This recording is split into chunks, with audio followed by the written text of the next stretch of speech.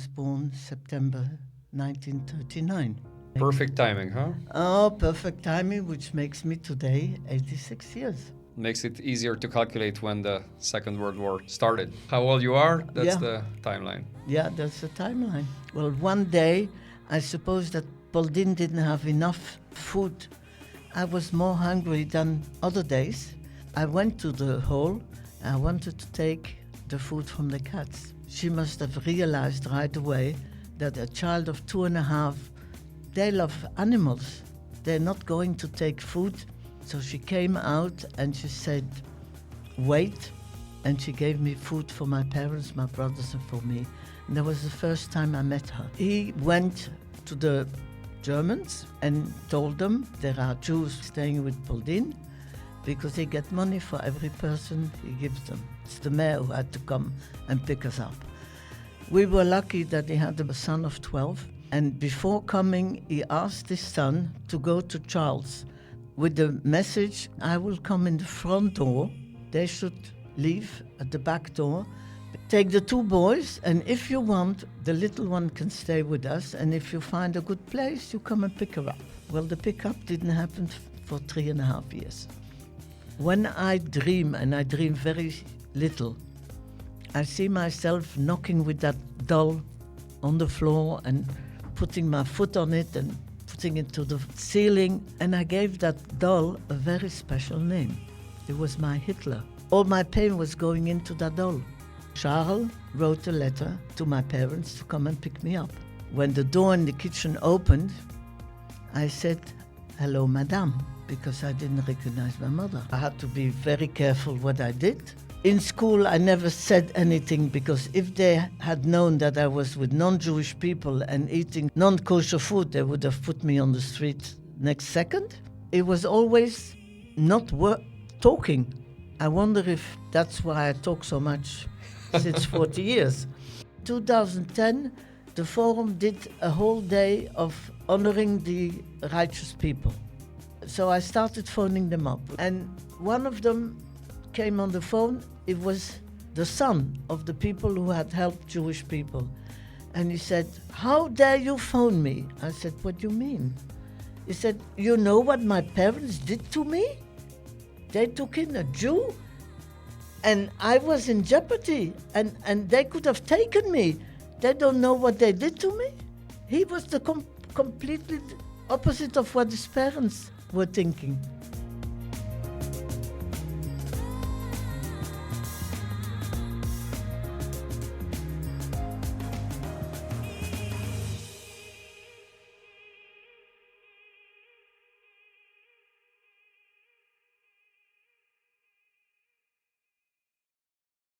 Hi, and welcome to the next episode of Beyond the Bubble podcast.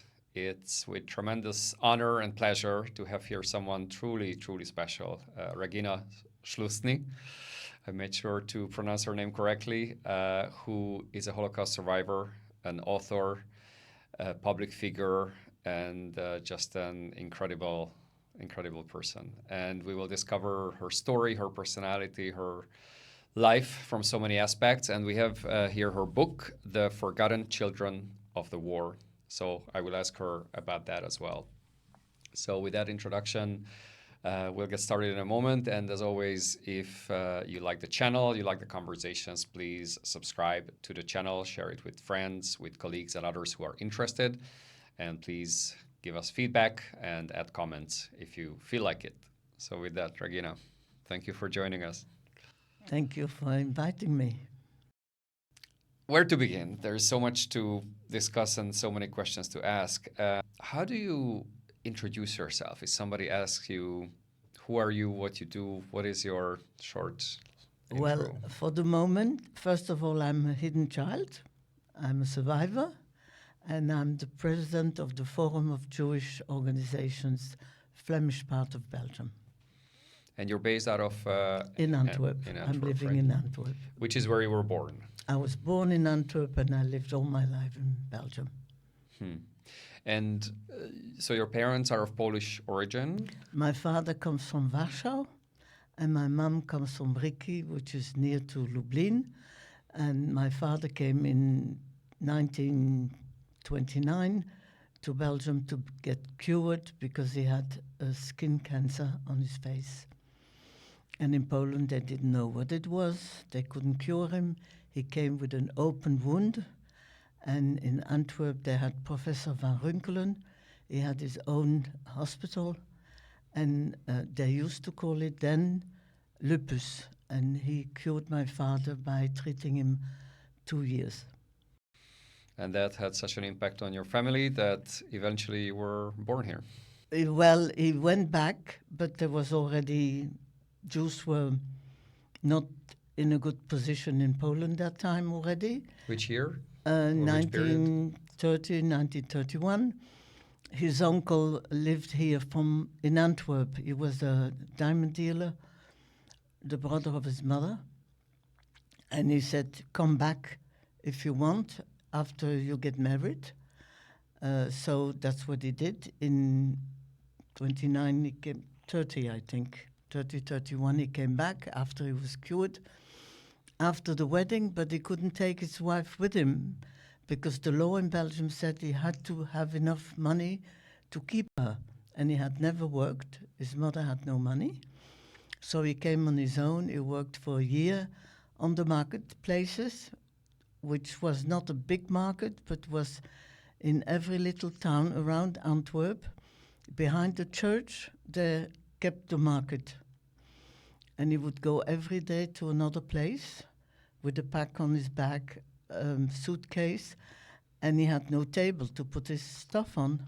So he would go to one of the cafes who was around the church, which is nowadays it's more restaurants, but that time people had not that much money.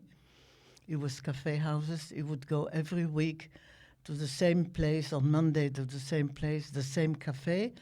It means that they knew him for a year and a half before my mom came to Antwerp. And I was born September 1939, which makes... Perfect timing, huh? Oh, perfect timing, which makes me today 86 years. Which makes it easier to calculate when the Second World War started. Yes, because... Essentially, how old you are, that's the timeline. Yeah, that's the timeline. But people didn't understand a lot. They didn't learn anything because wars are on everywhere again. And so you're saying it with the reference of 1939 compared to the First World War. Even then, they didn't learn much. No, they didn't learn anything. Even if when the war was finished and they opened the camps, they said never again. What does that mean, the never again?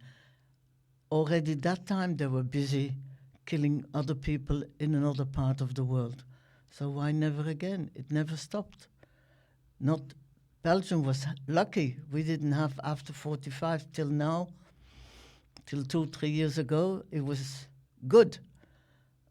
But everybody is the same. For me, everybody is the same in the world. It doesn't matter where you were born. Why do people have to be killed? That's my question.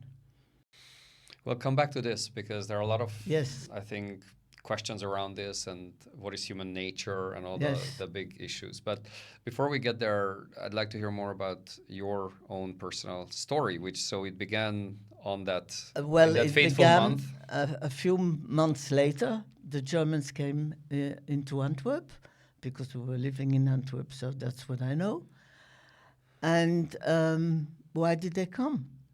Only because Hitler had an idea just to kill all the Jews. If it was a baby of a few weeks or if it was elderly people and everything between, everybody had to be killed in his eyes. So they started doing a lot of laws. Men were not allowed to go to work anymore.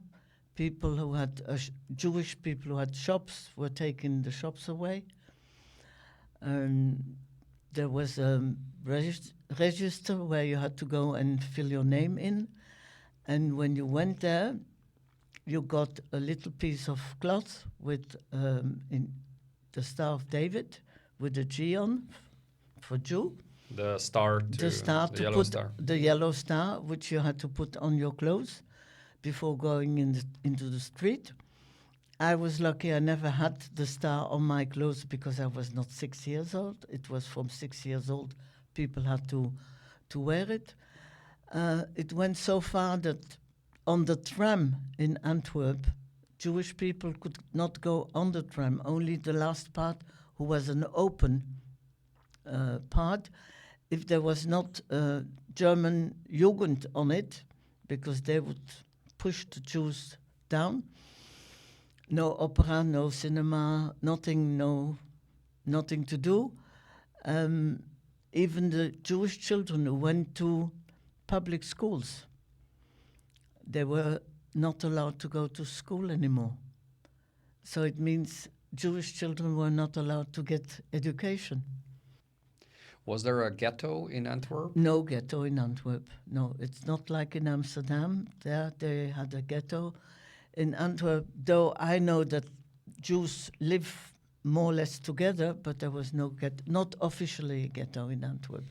How much do you remember from those years? I mean, you were very little. I don't remember anything. I know from what people told me, what mostly my war parents told me, the people who saved me. So let's look at that. So you use the term war parents. Yes, they War are my parents. war parents. They're not my real parents, but for me it's exactly the same. So how did you get to Well, having war parents in the first place? Yes, because when they started to round up the Jewish people, my father still had to go and stamp his card, even though he didn't work. And the secretary there said to him, Jacob, it's about time you leave Antwerp. My mother has a cafe, a pension where she has some rooms in Hemiksem, which is about 20 minutes from Antwerp. If you go there, I'm sure she will give you, for the family, place. We went to Hemiksem, to Poldin, that's her name. With the intent to hide there, Yes, to be in hiding. First, before going in hiding, we tried to go to the seaside, to go to England, because in the First World War, a lot of people, also non-Jewish people, went to England. When we came to the seaside, the last boat was gone, and we had to sleep there outside the house. And when we got up in the morning, the Germans were there.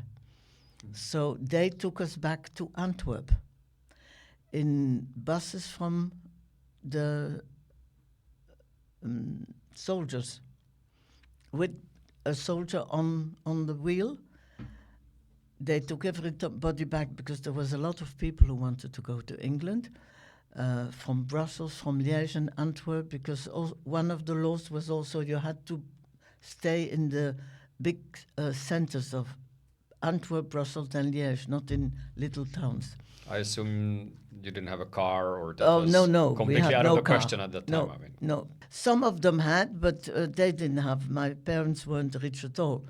But when we arrived in our apartment that we had left from Antwerp, it was completely, everything was taken out of the apartment. We didn't have anything anymore. so everything was robbed. It was robbed completely. We've never found out if it was the Germans who took it or if it was the neighbors. But because my brother could write in Flemish, they wrote to the town hall and said, well, now we don't have anything anymore. And in the book you can see the paper that my father got money nearly a year later. He got money from the town, even though that the name was Sluszny, which is not a Belgian name. And the stamp is Delweide, the mayor who worked with the Germans. But if you look closely to the paper, you see that it's a stamp. It's not his handwriting. So the secretary or whoever wrote that letter to my parents that they getting the money. As a compensation for what was stolen or taken? Yes, they said it was a war act. And they gave some money. It's with that money that my parents could go in hiding. If not, even if you don't have to pay for your room, you had to pay for the food, right? So it's with that money they could go in hiding. So which year was this roughly? 42. 42. So 1942, the We went to situation, Hemiksem. Yeah, the it went situation gets so worse. bad in Antwerp that you can no longer stay. You try to go Yes. towards the England, but it's not possible. Yeah, You're basically sent back to Antwerp, and you manage to go as far as the Hemiksem. outskirts at Hemiksem, Yes, where Hemiksem. Yeah, you have a friendly family. that's it. And the name of the lady is Pauline. Now, in the war, you needed money for your food and for whatever you needed to buy, but you needed also stamps. But when you're in hiding, you can't go and pick up the stamps because they would ask you your address and your name, and then you're not in hiding anymore. That means that Pauline had only one booklet with stamps to buy food. Which was given per person, I guess. That right? was She had a given limit per how much- family. Per per family. Mm. Now, the house from Pauline where the cafe was, next door was a food shop. In the food shop lived Anna and Charles Jacobs van Dijk. These people are going to become my war parents. Because when we are living with Pauline, we have 2 rooms, one for my parents and one for my 2 brothers. The only And you. Well, the 2 brothers and me. Right. The only one who could go down from the room was me because I was lucky to have blonde hair. Most Jewish children have black hair. My 2 brothers had black hair. They couldn't go down because in the cafe there was always men after work coming to drink and to talk and to joke. And they were not allowed to go down if somebody would see them, and then they could come and pick us up. But Pauline and my parents thought that me having the blonde hair, nobody would realize that I'm a Jewish child. So they let me go and play behind the house. It was closed, but it was a playground. And in the wall between the 2 houses, the one of Pauline and the one from Anna and Charles, the food shop, there was a hole on the height of me. I was 2.5 that moment, and I could go from one playground from Pauline's house in the playground of Anna and Charles. Now, Anna and Charles didn't have children, but Anna had 2 cats. And when she made food at lunchtime for her and for Charles, she would give the same food for her cats because that were babies. Well, one day, I suppose that Pauline didn't have enough stamps to buy enough food. I was more hungry than other days, and I wanted to go. I went to the hall. I wanted to take the food from the cats because I was hungry. I didn't know that Anna was standing behind the curtain, and she saw me going to take the food, and she must have realized right away that a child of 2.5, they love animals. They're not going to take food if they don't need it or even if they're not hungry. So she came out and she said, wait. And she gave me food for my parents, my brothers, and for me. And that was the first time I met her. So Anna and Charles knew that there were Jewish people hiding at Pauline. Behind the street where the houses from Pauline, Anna, and more houses were, about 200 meters behind that is a house like a big castle. And the Germans were there. They were stationed over there. And around that house is a wall. On the wall, they were laying there on sacks with sand with their rifles to make sure that nobody comes and shoot or do something to them. I could see that from the room where I stayed afterwards with Anna and Charles. Somebody found out that there were Jews staying with Pauline. We didn't know that time who it was. Now I know since 10 years I know who it is, but that's a story, it comes later.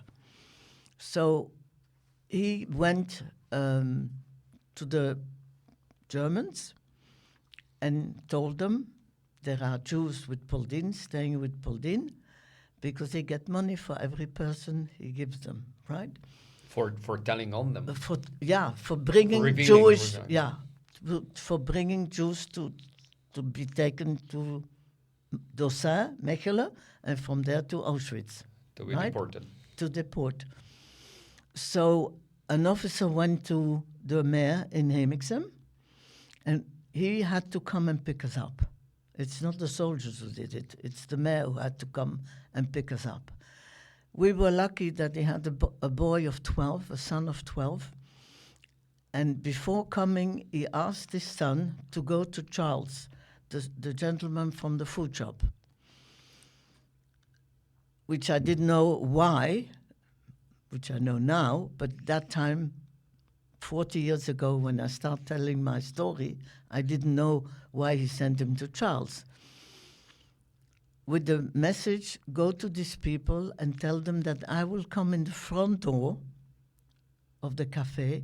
There was also a back door.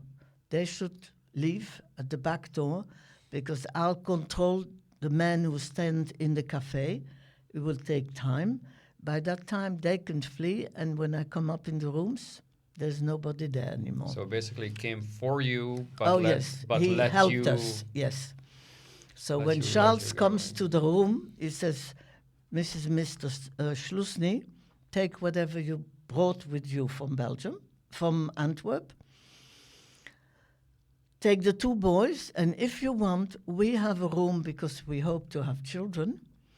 The little one can stay with us, and if you find a good place, you come and pick her up. Well, the pickup didn't happen for 3.5 years. I didn't see my parents for 3.5 years. They went out on time. When the mayor came, they were not there anymore. There was nobody. I stayed with Anna and Charles for 3.5 years. I had my own room. I had food enough. I was never hungry anymore. I had a lot of love because they didn't get children and they never had children except of me because I was their daughter. And I was very lucky there. But Charles went regularly with a box with food. After he closed the shop at 10 o'clock in the evening, where it was forbidden to come on the street, he would go and bring food to my parents. Where were your parents at that point? My parents were in 15 different hiding places. They went from one place to another 15 different times because every time there was something going on. I mean, it was risky even to hide them, obviously. Yes, right? it was very risky. It's not only them being hidden, but the person who would... Well, the person who took them in, they put their own life in balance, because if somebody had said Jews are hidden here, they would be taken also. And Charles going out on the street after 10 o'clock was very, very dangerous. And he did it regularly. He brought them for 3.5 years, he brought them food. Did the information come back to you where your parents were, or that your parents are safe, that they're alive? Well, I suppose that when Charles came back bringing them food, he must have told, I can't remember, but I think that he must have said a kiss or a hug or whatever from your mom or your dad, because Anna told me that she asked me a few times during these 3.5 years, maybe you will call me Moeke, it's little mom. And my answer always was the same, next week we will start, Anna, and it never started. Because I felt or I knew without knowing that my parents were still alive. So Charles must have said something for me to understand that my parents were still alive. Or you felt it? I felt it, but it doesn't come from the air. It must have come from something. Your intuition. Yeah, but I don't know. I don't know. So I stayed 3.5 years there. I went with Anna to church, but she never asked me to say a prayer because she respected that I was born as a Jewish child, which I didn't know, because they didn't tell me that I was Jewish, because I was small and I could have said it to somebody. So I was also going to kindergarten. And when the war was finished, after I stayed there for 3.5 years, the teacher said the children from Hemiksem, which parents think that they want them later to go and learn, not just go to school, but also high school and so on, we send them to Antwerp, because the program here in Hemiksem is not that elaborated like in Antwerp. So Charles wrote a letter or a note to my parents to come and pick me up. Even that they loved me and they would have loved to keep me on just as their daughter. When the door in the kitchen opened, I said, "Hello, madame," because I didn't recognize my mother. I didn't know who she was. When you're 2.5, when they leave you, they had maybe 5 minutes to decide, are they going to leave me or not, when they went out to save their life. Were your parents deported? No. There were 15 different places hiding, and they survived, and they went back to Antwerp. And because of Charles taking food regularly to them, he knew that they were back in Antwerp, and he wrote them the letter to come and pick me up. Can I pause you for a second? Yeah. One thing which I always wondered about, that my own family history and my grandma, like I said, yes. She was deported to Auschwitz from Hungary, and she came back. Mm-hmm. And my question is, how is it that a country or a city or an administration or other betrays you like no other? There's no worse betrayal than this, than essentially letting you being taken into a death camp or persecuted. Yeah. And yet, after the horror is over, you go back there. Why? Well, first of all, 5% of the Jewish people living in Belgium had a Belgian ID. They were all no Belgians, officially. What were they? Polish, German, from all over the world, but they were not Belgian identity, right? My husband, who was also a hidden child, his parents became Belgian in 1929, and they paid per person 500 francs, which is 500 euro, to become Belgian. They were picked up and sent to Auschwitz and died the day they arrived. Okay? Not one Belgian said, "Don't touch to my Belgian people." Though the German, when they came into Antwerp, they said the Belgian Jews don't have to go to work. But when the 22nd train, there was 27 trains left for Auschwitz for Mechelen. When the 22nd had to leave, it had to be filled up with minimum 1,000 persons. Okay? That time in Dossin, which was the antechamber from Auschwitz, there was only 400 people without a Belgian passport. There was 800 Jewish Belgian people with a Belgian passport in Dossin. And because the train had to be full, they put those Belgian Jews in the train. Now, when they arrived in Auschwitz, they went straight to the showers and died that same day, because they didn't want people to talk about it. But the Belgians didn't do anything. Why? They were all in England. Our ministers were all in England. They were not here. There was a government in exile? Yes, they were in exile. They didn't do anything.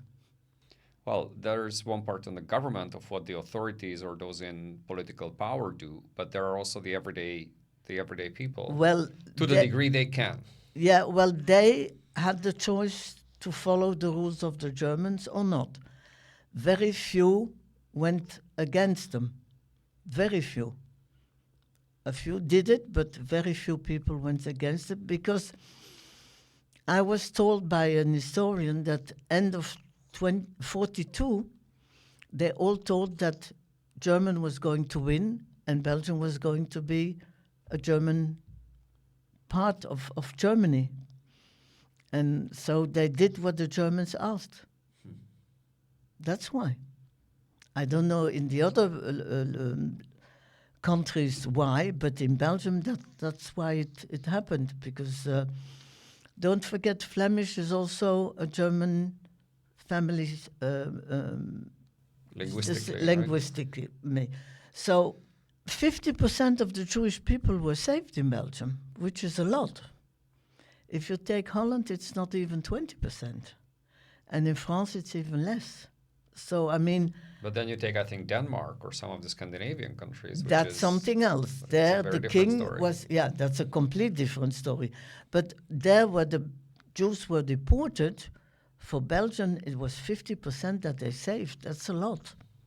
That's really a lot. And saved in what way? Or they hid them. They hid 50% of the Jewish people were hidden in Belgium. So is it fair to say that your story is a quite symbolic, or yes. Is the word typical perhaps not appropriate here? It's not typical, because I came out with two families. I lived with two families all my life, because my war parents, when my mom picked me up, she asked Anna and Charles, how can we ever do something to say thank you, or to show you that we appreciate what you did.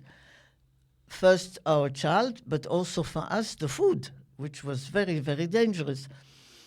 And all they ask is don't take her completely away from us. So my mom gave a word that I was coming every Friday afternoon till Sunday, even Shabbat. Even they were very Orthodox people, she sent me Shabbat to the non-Jews. Your parents were Orthodox, you mean? My parents were very Orthodox, and she did send me because they didn't have a lot of food. So she must have thought at least a weekend her belly will be full.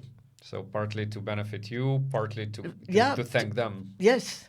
So it means I was half Orthodox child when I was in Antwerp, because going back to my parents was difficult for me. First of all, I didn't know my mom. I didn't recognize my father.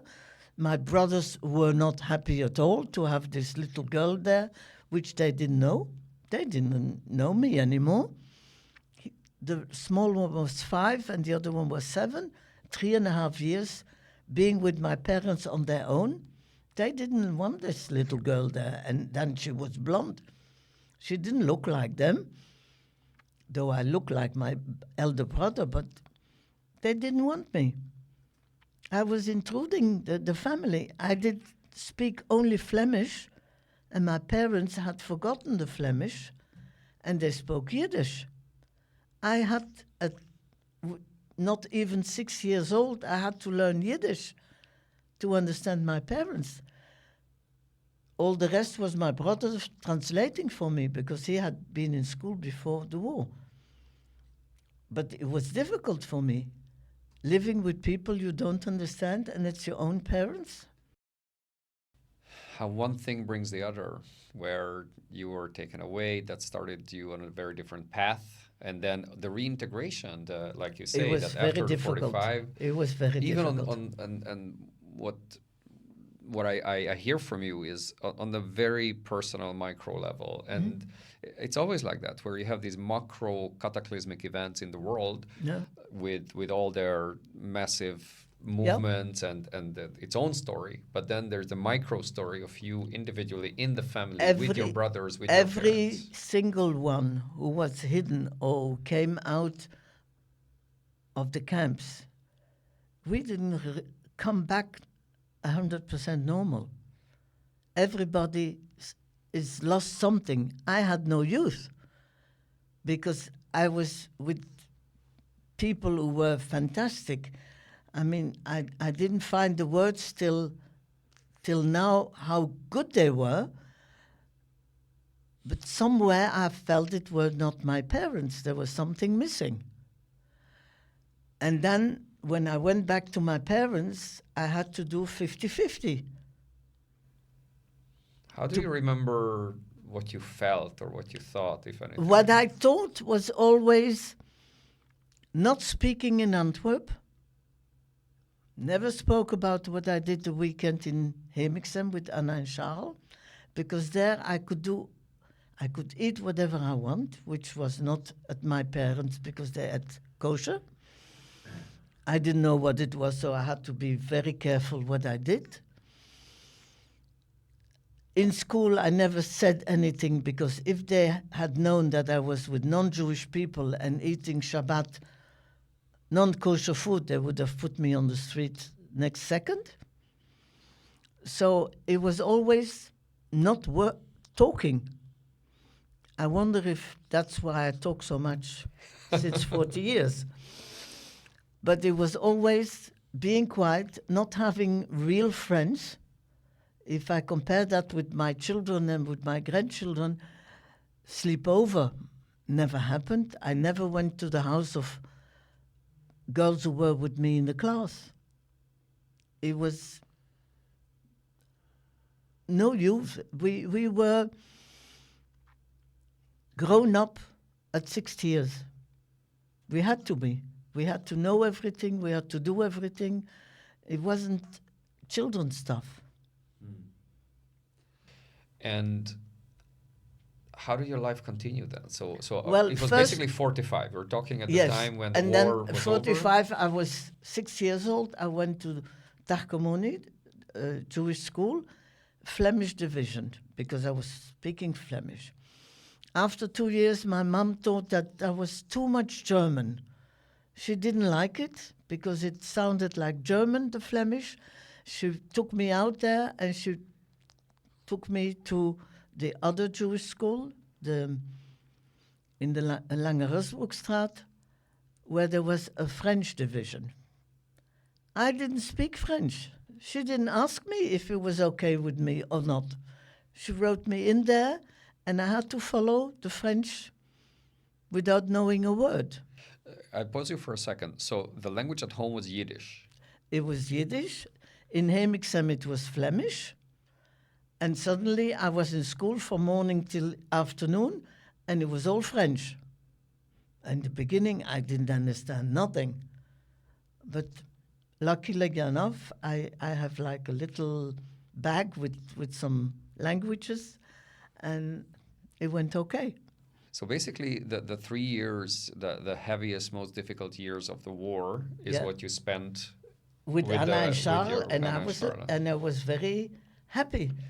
And what happened with your brothers in They that stayed time? with my parents. Always. And it's because of my younger brother, who was not a very quiet child. They had to change most of the times from hiding.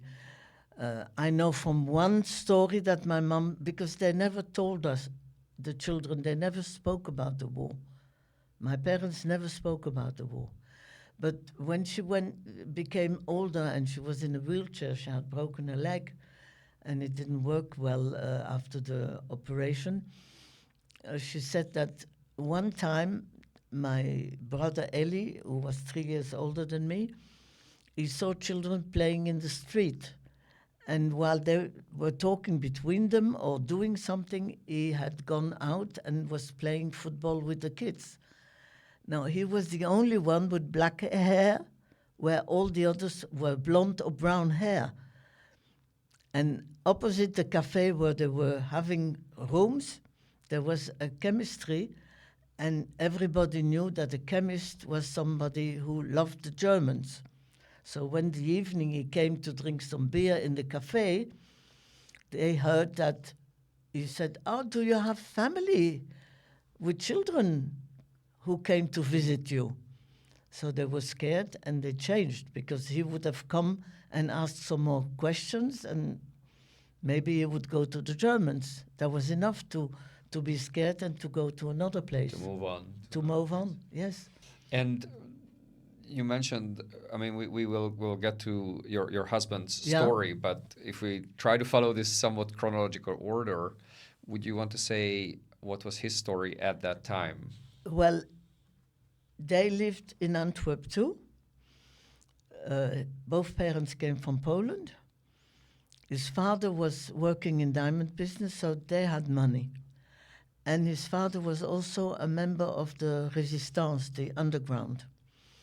So they left Antwerp with his sister. He had a sister who was 5 years older, and grandparents, the parents of his father.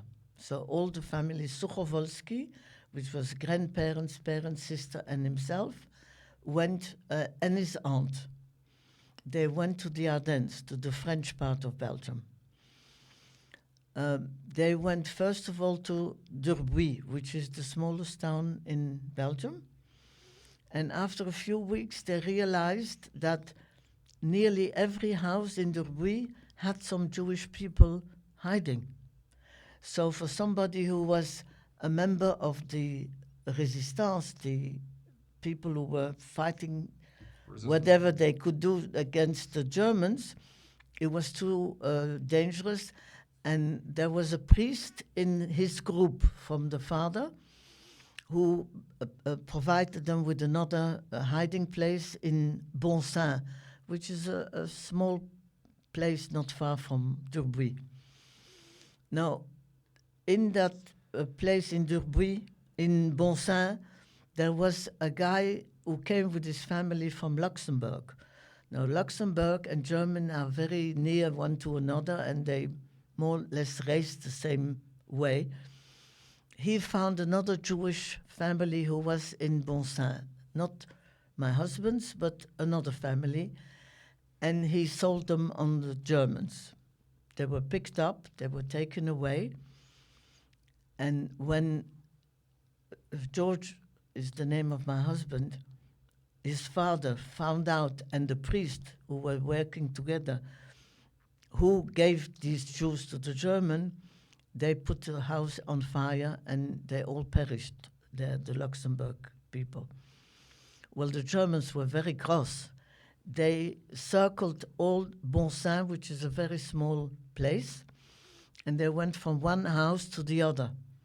So when George's father saw from the house where he was hidden that the Germans went in every house and came out and searched completely the house, he left his son sitting in front of the window on the second floor. He went down with his wife. Germans were there in front of the house, and they put them on the trolley to go to Dossin, and that's the last time George saw his parents. From Dossin, they were taken to Auschwitz in the 22nd train with 800 other Jewish people who were with Belgium identity cards. He never saw them again.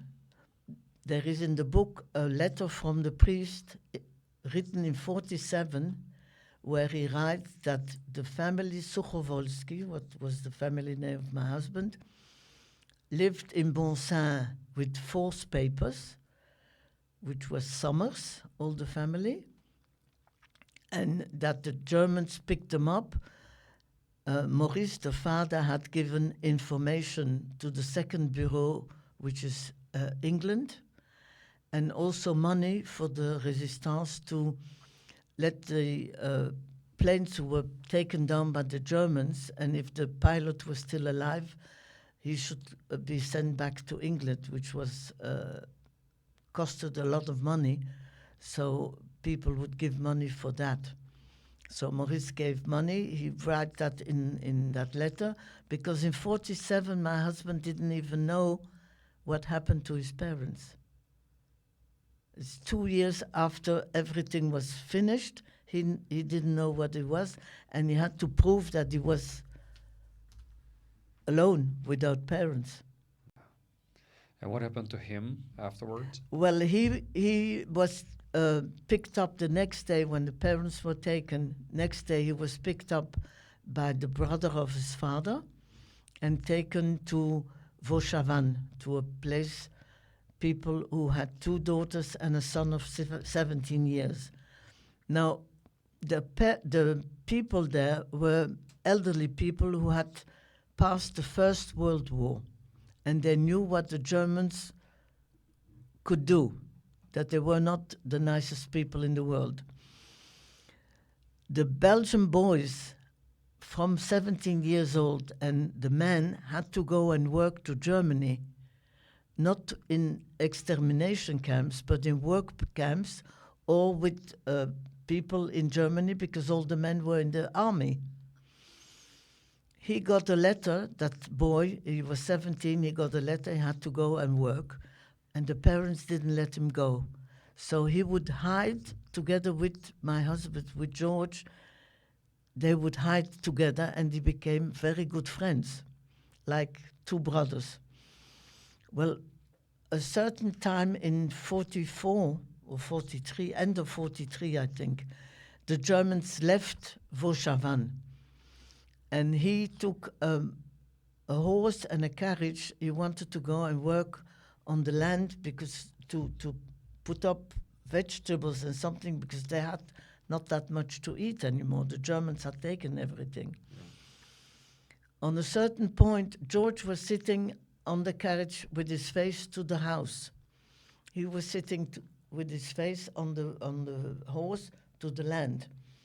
And George sees the door open up where they were living, and the mother was making signs to come back and shouting, "Come back." George jumped from the carriage. I think that the son didn't hear because he was sitting also with his back to his mom. And when George comes in the arms of the mother, something is exploding. And what happened, the horse didn't want to go on. And the son goes down from the horse and he's on a mine. The Germans had put mines in the fields so that even to kill people after they were gone.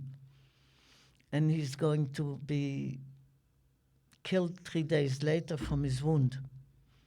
So he loses also his best friend in the war. When the war is finished and his grandparents from mother's side, who saved themselves by going to Switzerland, when they come back and they found out where George was, they write to these people that they're going to come and pick him up, their grandchild. George didn't know them very well because in Antwerp they were not living next to his parents. The parents of his father were living very near, but they didn't live so near, and for 3-4 years he didn't see them.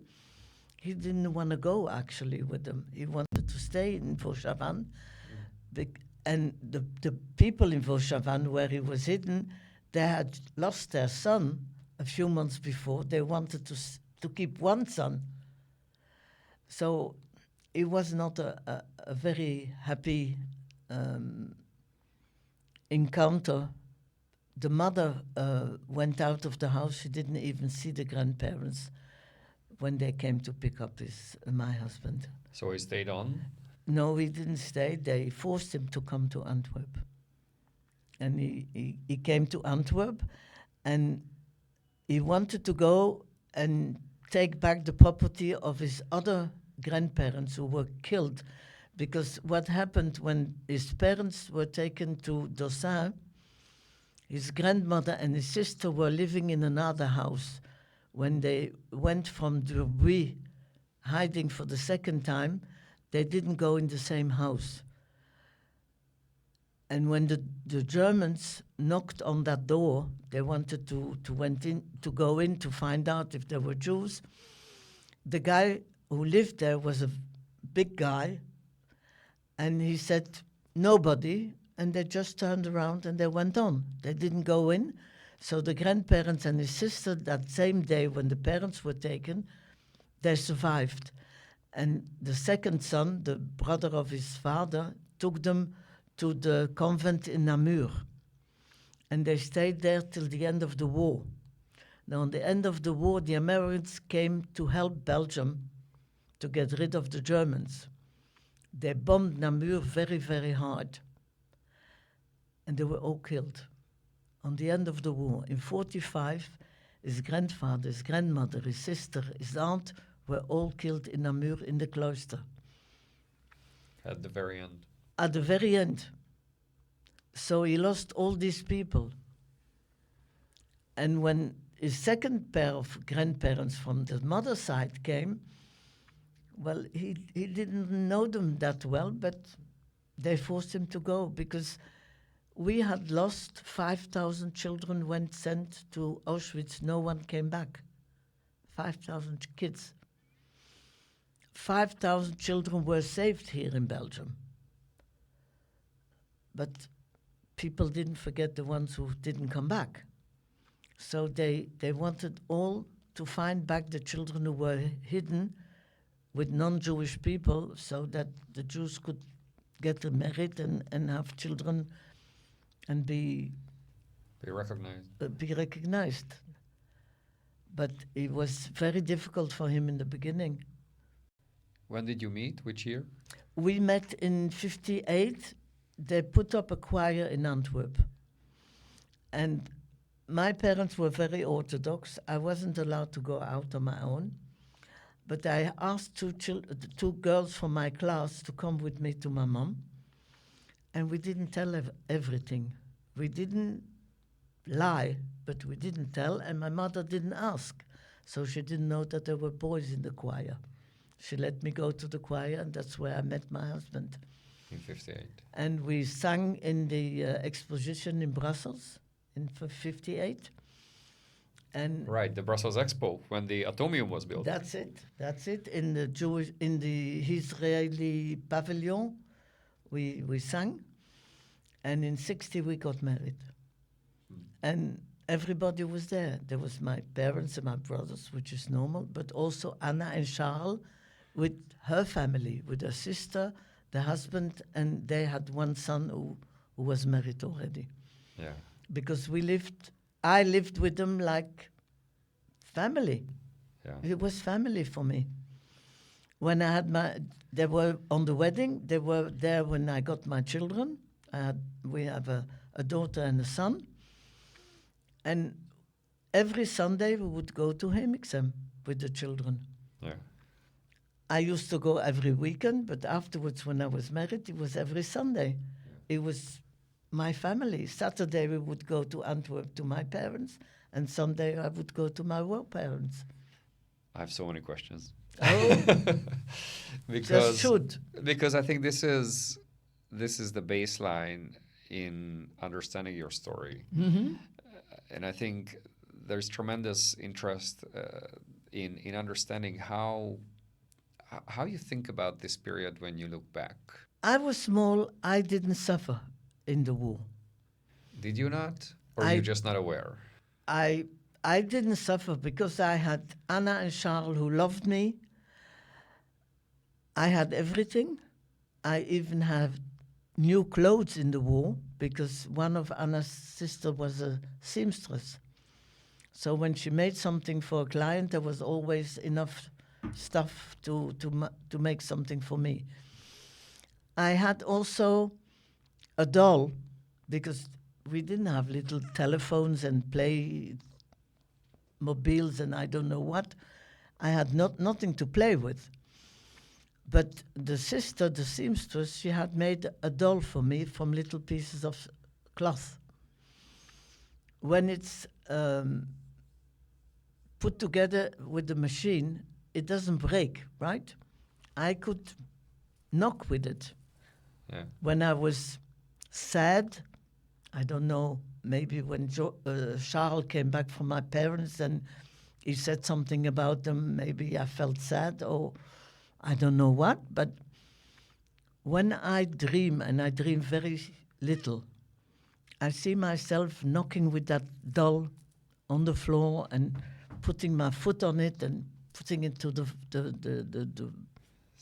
ceiling, whatever. And I gave that doll a very special name. It was my Hitler. So I could give him bangs and hurt him, try to hurt him, because it was my Hitler. I suppose that being in the shop, I could go freely in the shop with Charles. That I heard the people say, like, it's the fault of Hitler, Hitler is the one who's guilty. I must have heard that name a lot of times in negative sense, that I gave Hitler the name, that doll was my Hitler, and I could do with it. All my pain was going into that doll. That's all I had in the war. More than that, I can't remember being sad or whatever. And when you had children, and your children were around that age and small, between 3 and 6, more specifically, did something come back? Did it affect the way you related to your children? No. You know when it came back? I'm a proud great-grandmother. I have 2 great-grandchildren. One is only a week and a half, and the other one is 3 now. She's going on 3. She came to see me on my birthday, and she was 2.5 around. And my granddaughter said, "Now, Alba is the age that you were in the war." And that's the day it banged me. Suddenly, I said, "That's all I was?" Then that's now, this year, when I turned 86, I realized how small I was. And I've been telling my story for 40 years in school, nearly every day. And I never realized it didn't impress me. It's now with seeing this little one that I had to sit down. I felt bad. It all came back. I never had realized that I was that small. Did more come back? Did more memories or No memories, no. Yeah. I'm not the type, my husband was the type, he was all the time, well, he lost so many people. He had nightmares every night, and he was telling his story every night nearly. Was it the same or different? There was always little different things, but it was the same. It's in the book. The same, but during the day he couldn't speak about it. It was too much. For him it was too much. For me, I was happy. I was loved. I had food. I had everything.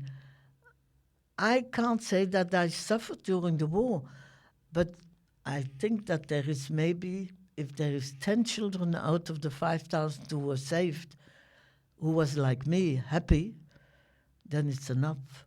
I don't think there's more than 10 or 15 of the 5,000. The kind of Anna and Charles, how they loved you and took care of you is special. And whatever I had, because I heard so many stories, because I was member of the Hidden Children. There's an association? There is an association from 1992. They came together for the first time in New York, all the saved children from Belgium, wherever they are in the world. And when they came back, they put up a committee from Hidden Children, Antwerp and Brussels together. What was the aim? Was it compensation? Was it sharing stories? It was just being together? Being together and being capable of talking about it, because till then nobody had talked about it. The Hidden Children were quiet till 92. They never spoke, because after the war, when there is about 26,000 Jews who were taken to Auschwitz. From Belgium? From Belgium. 1,200 about came back. That's all. So you can imagine there's a lot of children who never found their parents back, who were saved, but didn't get their parents back, right? If we wanted, as Hidden Children, speak with the people who came from the camps, they said, "Did you have a bed?" And most of the children had a bed, even if it was just on the floor, but they had something more or less okay to sleep on. And the second was, "Did you have food?" Well, everybody in Belgium they got food one way or the other, sometimes with exchanging or paying, whatever, but they had food, which in the camps they didn't. So we stopped asking and telling till 92.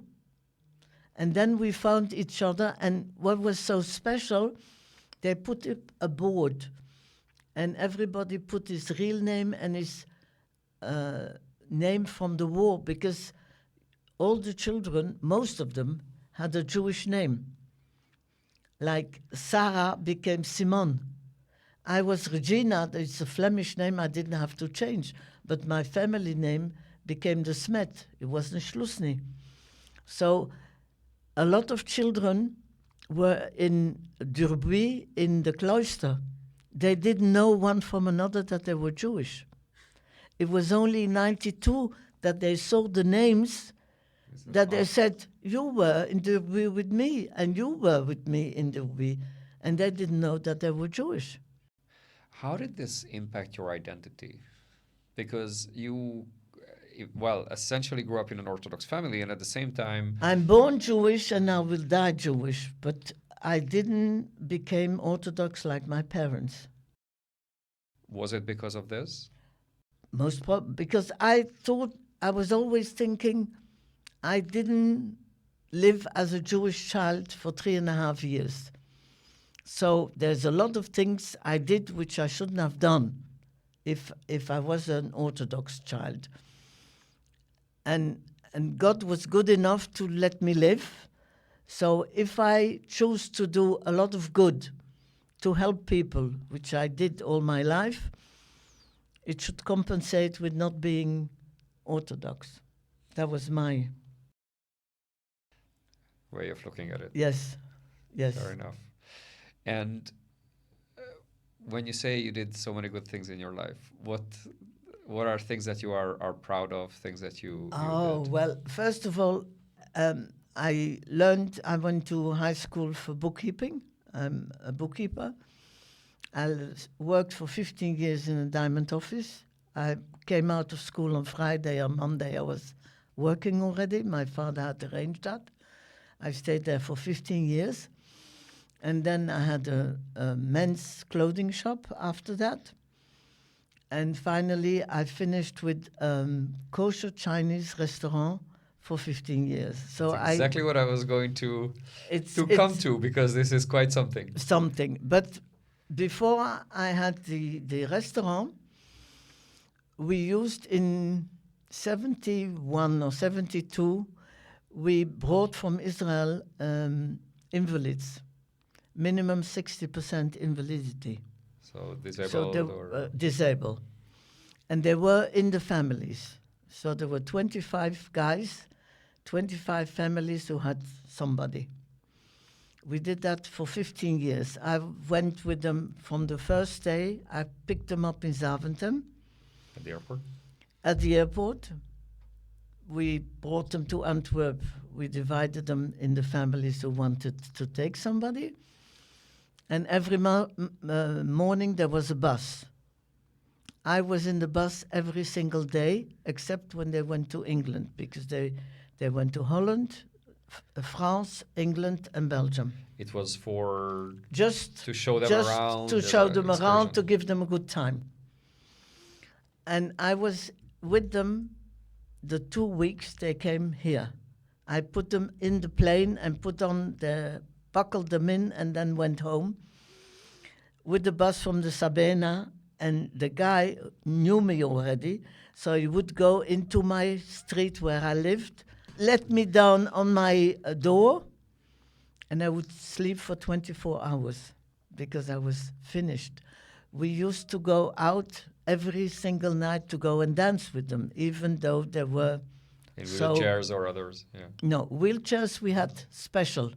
5 wheelchairs with somebody from Israel to help, but we put them up the first night in a hotel, and after 2 nights in Antwerp, we went to Paris. And when we came back, they had arranged that they were going to go to families because they weren't happy in the hotel.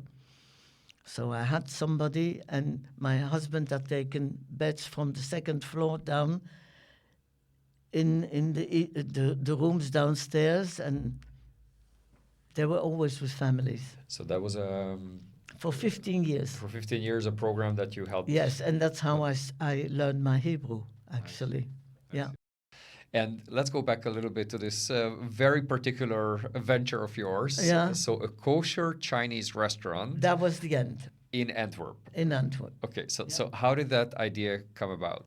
Kosher Chinese didn't exist.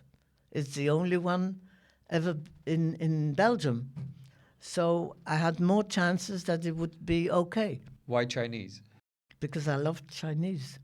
And Okay. and other restaurants opened and closed after 2-3 years in Antwerp.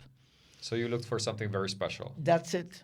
That's what I did. And being a bookkeeper, I could make calculations so the prices shouldn't be too high. Because most of the Jewish people, they were business people, but not restaurant people. They thought that the cash in the evening, what they took out of that is their money. They didn't think that end of the year you have to pay taxes. Even at that time, probably Belgian taxes were nothing. Not so much as today, but anyway, they didn't think about it. So after 2-3 years, they were broke. So you started this restaurant. Which year, roughly? 85. 1985. And I kept it for 15 years. So it was a success. It was a big success. I sold it afterwards, and it was a big success, yes. Amazing. And presumably... From everywhere they came. Yes, I was going to say, probably not just the local community. No, would go there. not the local, only from even the doctors from Louvain were once invited, and they used to come back every Sunday. Does it still exist? Well, this it day? existed till about a few weeks ago because the building is being changed completely. Oh. So they had to go out, and the guy who bought it from me is somewhere else, but I haven't been there yet. It's a few weeks ago. I see. But it was very, very hard work. I had a Chinese cook, which I loved in a restaurant I used to go. Uh-huh. So he said he would come and work for me, but he didn't speak anything else than Chinese. Oh, did you learn any Chinese? No. I that was too late. I was too old, I think, and had too much problems before that. I had a translator with me, and I told him I had chicken, I had beef, I had veal, and I had white fish. But no shrimps. That's it. That's what we have. From the menu I took from another restaurant. That's what we can make. What do you need to make your sauces? He gave me a list in Chinese. I went to the Chinese supermarket and I bought 2 boxes. Were filled. I went to the rabbinate and I told them, you just phone Israel, America, London, wherever there is Chinese kosher food, and you give me back whatever I can use. They gave me back 1 box, and 1 box went in the dustbin. So I called my chef again and the translator, and I said, this is what you can use. You make a menu with that. And that's how I started. Was your husband involved in this business, or he Well, went back he was still in Diamond. But in the evening, he would come and do the bills and the drinks. He would help in the evening. Right. But actually, I was there every morning and every evening for 15 years.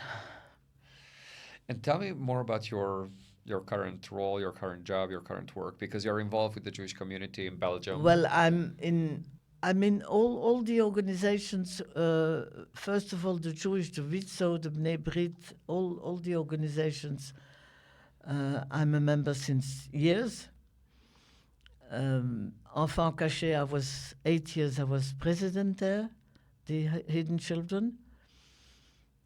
Now I'm in the Forum, and I'm EGA in Brussels here, yes. European Jewish Association, with whom I'm going to Auschwitz I was there a month ago, and I'm going back the 1st of December with the directors from high schools. Last month we went with ministers, with representatives from ministers from all Europe. There was about 150 people. It was very impressive. I mean, a lot of non-Jewish people going with us. And when you go there, you go as a participant, or you give a speech, or you talk to them? Usually I speak. I tell a part of my story. They all know that I'm a survivor. That's why they asked me to come to Auschwitz with them. I have a strange question. And the strange question is, your story, like you said yourself, turned out very positively. Yeah. Thank God. And it's such a great thing to hear. While other stories are just truly shocking and awful, and just truly difficult even to hear. Yeah.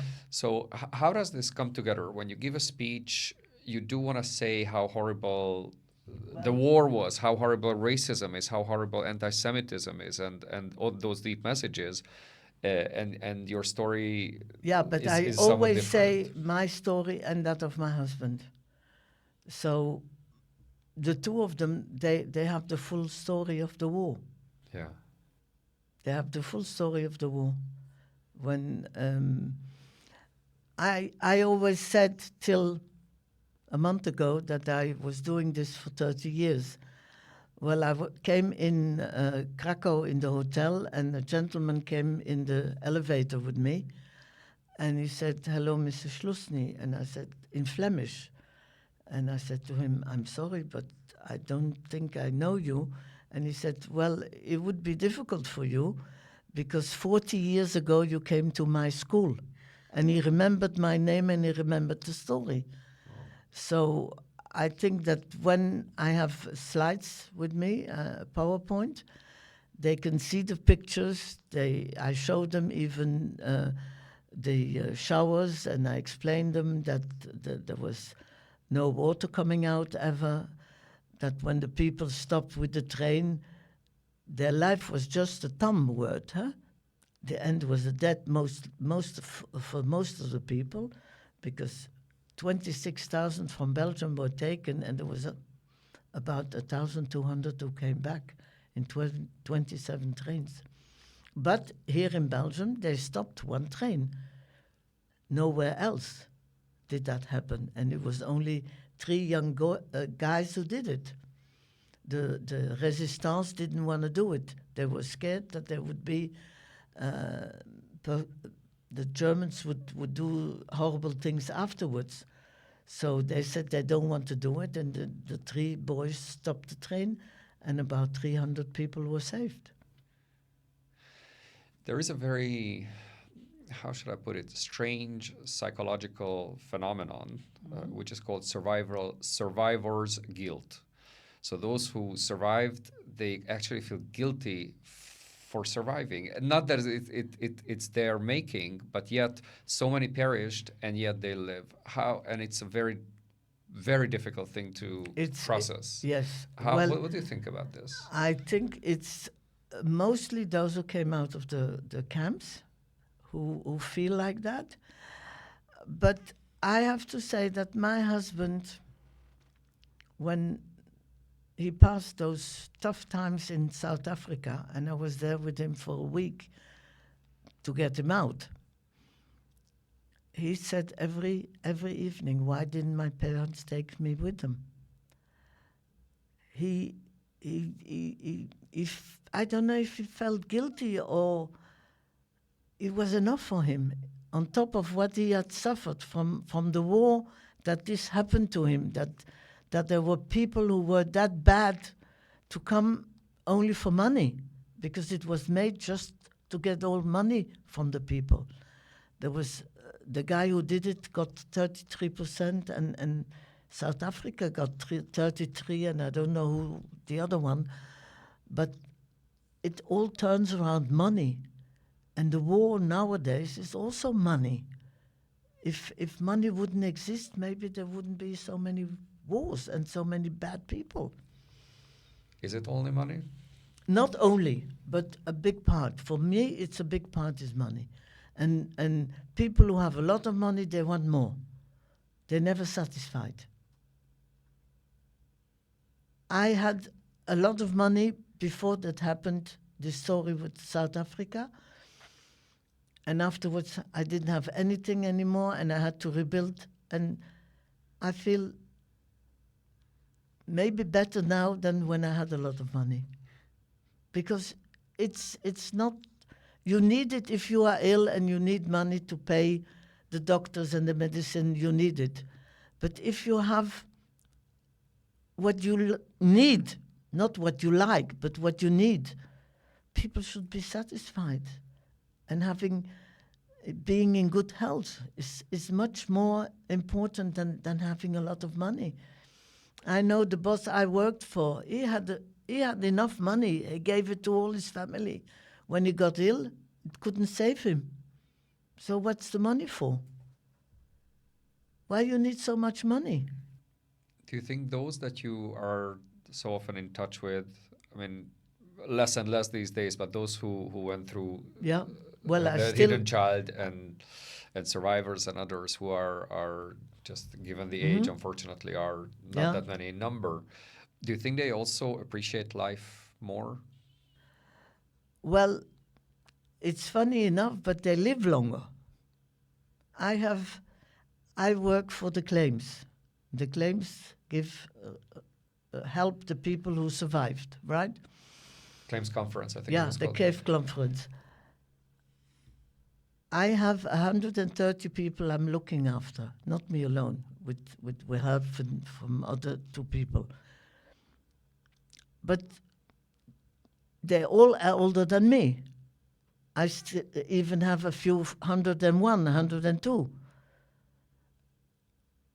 And they still want to live.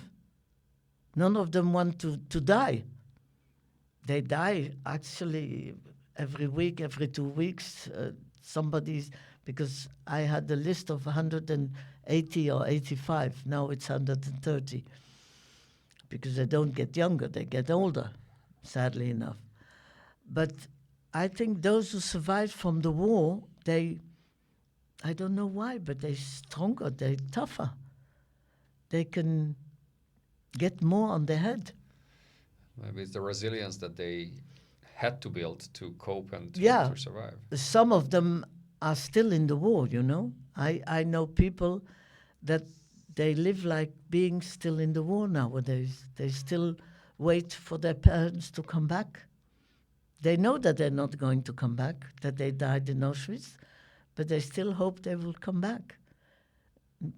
Must be terrible to live like that.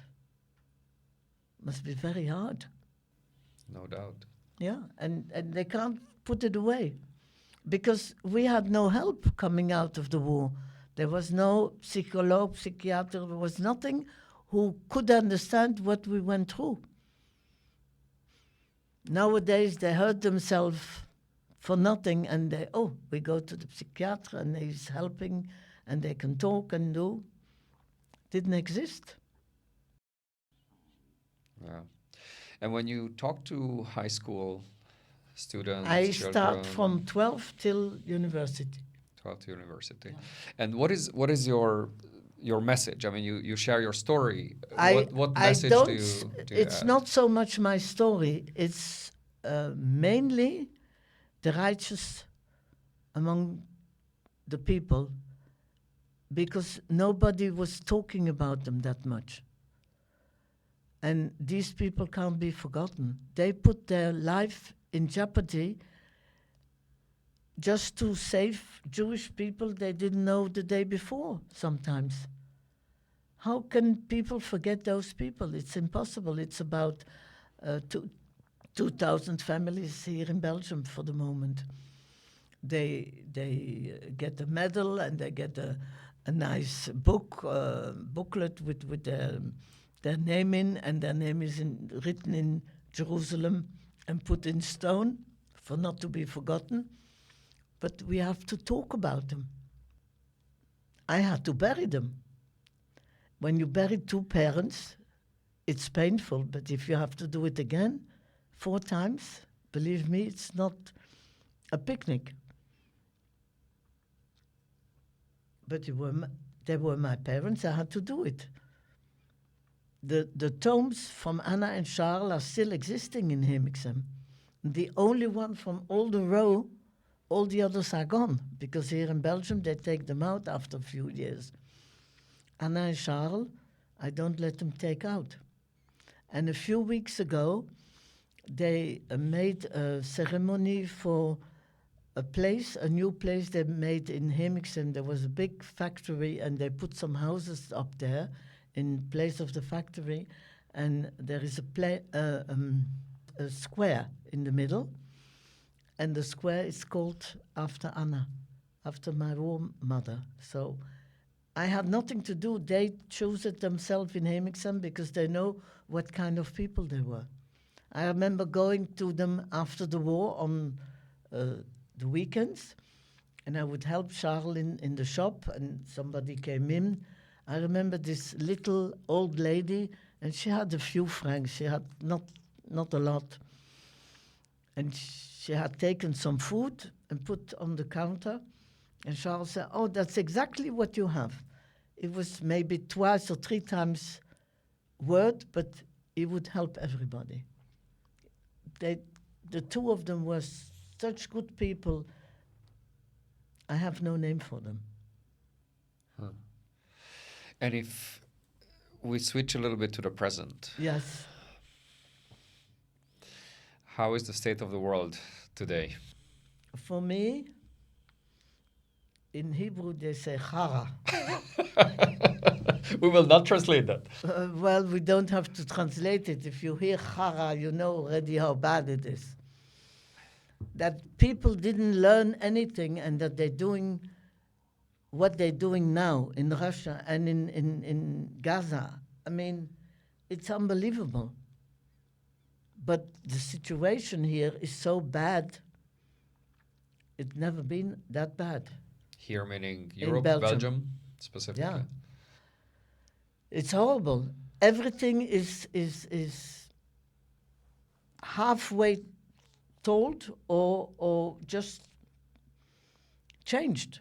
And the COVID also changed a lot of the people. In which sense? Everybody is me, and then the second one.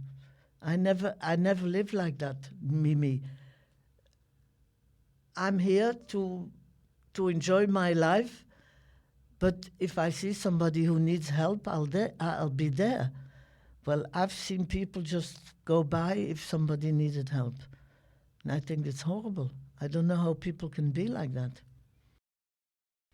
How do you teach young people to live like that, to pay attention to others? Well, by telling them, look what Anna and Charles did.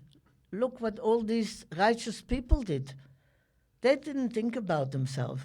I remember in 2010, the Forum did a whole day of honoring the righteous people.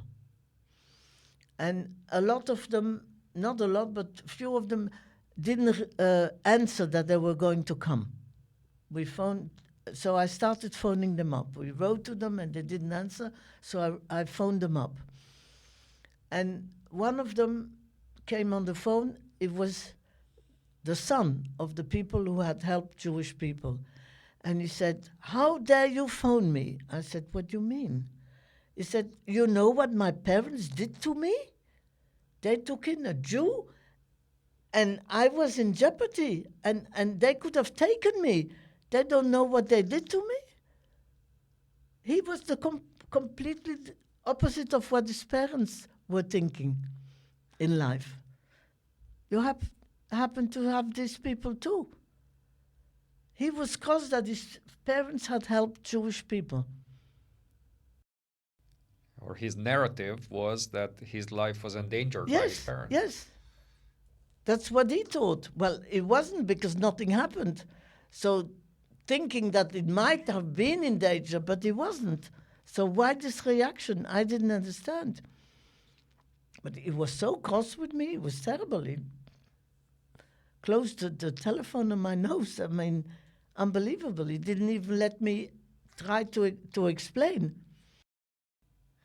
No, but it's just unbelievable to hear that the very same thing, what factually happened, Yeah, what frame you put on it, and how you, yeah. what narrative All interpretation you depends, put yeah. on it, right? Yeah. Like him, instead of saying, "My parents are unbelievably generous people who took a Yeah, he risk," should have been proud of his parents. No, his story was maybe he was terrified as a child, and maybe maybe he that was had an terrified, imprint or on maybe he him. had a quarrel with his parents, and then you have to look for why. Yeah.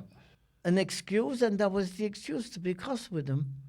But that also points back to the what we just discussed now, where how, again, just simply factually what happens, Yes. and the narrative you put around it, and Yeah. especially when, if you look at the political or the journalism or political trends, the very same thing can be presented as the exact opposite of what Yeah. it is. Yeah, but the journalists, they have to sell their piece, right?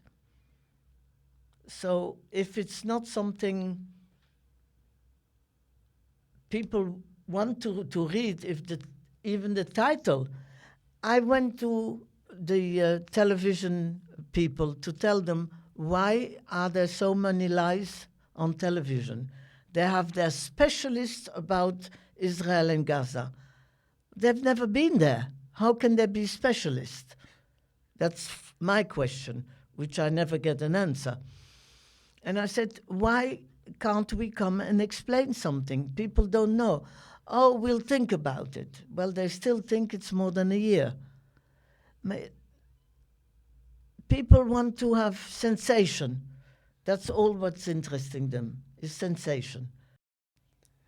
How do you see, and it's, I ask it in a Belgian context, but it's broader than that. Yes. But how do you see the Belgian, say, political, I say, or media, any kind of elite, and I don't say that in a sarcastic way, the Yeah. word elite, but I just mean those who actually form opinions, who know about things of the world. Is there a guilt? Is there, when they look back at Belgium's Belgium role is in not the... guilty at all. No, They don't feel what guilty I'm at asking all. is there, are you a mirror who said, okay, here's what happened to me and so many other people during the Second World War, and this could have been avoided, this could have turned out differently? Is there such a... No, we never talked about all that. reflection on that? No, never been this. And I never had any problems. I used to be in the commerce school. After I went out of the Jewish school, I was the only Jewish girl.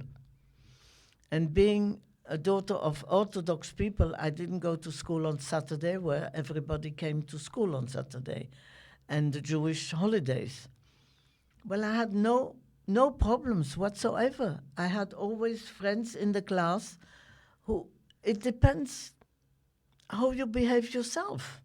This anti-Semitism is also, some people think they are better than the others. There doesn't exist being better than the others. Like Hitler said, he is better than all the rest. Why? In my eyes, he was less, but doesn't matter.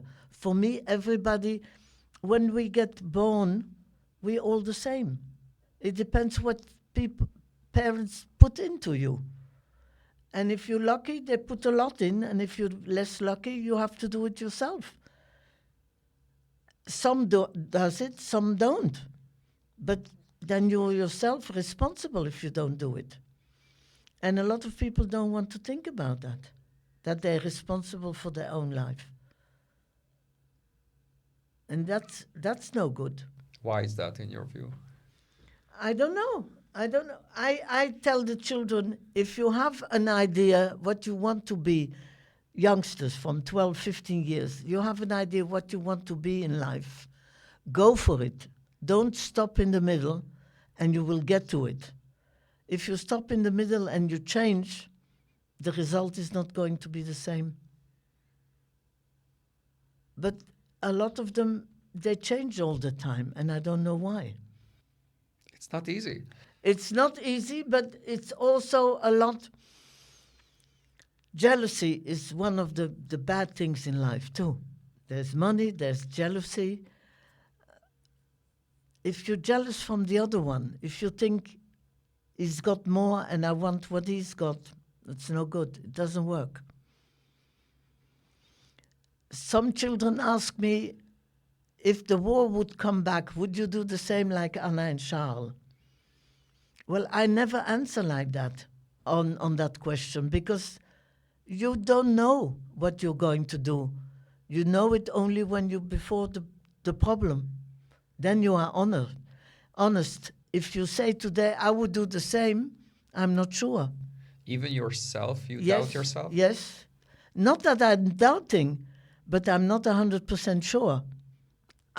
For myself, I'm 100%. But to tell it to somebody, you never know what happens in life. Till that day, something can happen that you say, I don't want to do anything anymore. So that's not fair. You have to be in front of the situation, and then you are 100% honest. To be 100% honest, you can't answer that.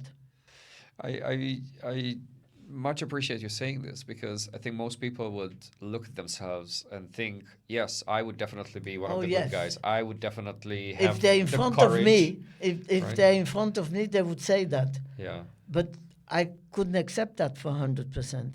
You don't know what in life happened. And also, in a situation like you said, exactly, that it can be a context, a pressure, maybe a gun pointed at you or anything like that. You don't know. And despite your best intentions and your best commitment to doing the right thing, you may still not do it. And vice versa, right? Like vice versa. You can be a really awful person, but in the right moment doing the right thing. You will be a good one, sure. You make the right decision. I hear people say, I've done so much and I've been always this and always that. That's what they think. It's not always true. It's not always true. And so many things happen in life that you don't know what's going to happen. And how would you describe yourself? Are you a pragmatic person? Are you an idealist person? Are you a sentimental person? What would describe yourself? Not very sentimental. I'm always positive. My husband was always negative, but I understood why. From small, I've been helping people. I went on holiday in Switzerland. They sent me because they thought I was my blood wasn't enough because I had a very white skin, Blutarmoede. I don't know how you could say that in English. And they sent me to Switzerland. And one of the guys who were looking after us, he had a swollen finger. And the doctor had said he had to put it in boiling water. Well, it hurts, but it was the only way to make it ripen and open up. Well, I would push his hand in. I would cry for him, but I would push his hand into the water. I've always helped people. I don't know why, because thinking of Anna and Charles, if those people could put their life in jeopardy just to save me, even they thought that nobody knew, but whole of Hemiksem knew that I was a Jewish child, that I wasn't an adopted child from Anna and Charles. After the war, they said so. I find that if people help you, you have to do something back. Don't take it for granted.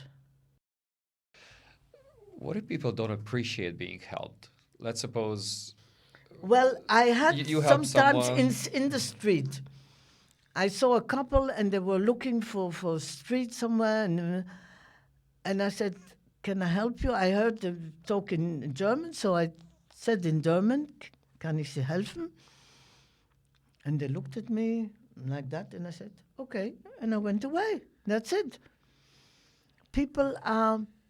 There was time after the war, if you found some family, or you thought it was family, And they had some money because they were not in the war. They were living in America or somewhere else where there was no... They thought you wanted just the money. And we come back to the money all the time. It's so important by people that they think if you want contact with them, first of all, it's their money. No, not for me. Talking with people is important for me. Finding out if they're happy or not happy, can I help? I don't know. It's in me. It comes from inside. It's not something I build up. It's inside me. How do you find the right balance between helping others and not burning out? Because I'm born as a balance. So I live like my sign, that's all. So it's not me. You're a Libra. Yeah, it's not me. It's the balance. It's the balance. So you pay a lot of attention to finding the right proportions. Oh, yes. Yes. How do you do that? I told you my mom is the granddaughter of the Jose of Lublin. He was some rabbi, a very big rabbi in Lublin. And when he was looking at people, he could say what was going to happen to them. You can find it on Google, Jose of Lublin. Well, I believe 100% that he's helping me. And if I don't know anything, I just say, what do I have to do? How do I do this? Or in the morning I say, Charles, I have this and this and that. How do I do it? And it just comes. I don't know from where. But I believe that Jose and Charles is still helping me. I'm absolutely sure they do. Yes, I'm sure. And as a closing remark or idea, what would be your message to our listeners? The message for me, for the youngsters, I always tell them we are all the same. Nobody can choose where he is going to be born. So accept the family where you are born and respect your parents to start of your life. And that's a good start. So as a final step, let's do our card, and I will ask you to please pull one. If you could read it out. What would be the first thing you would do if you win the lottery? As usual, help people. And I have a lot of people who need help in Antwerp.